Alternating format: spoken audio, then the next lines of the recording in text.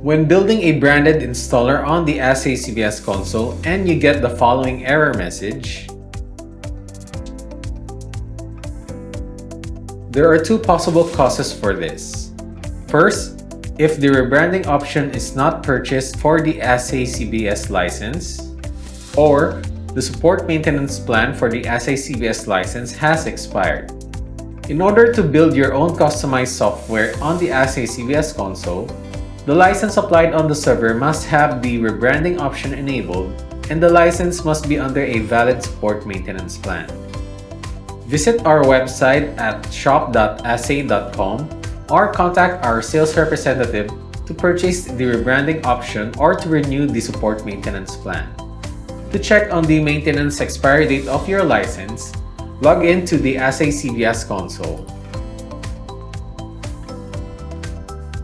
Under System Settings, select License.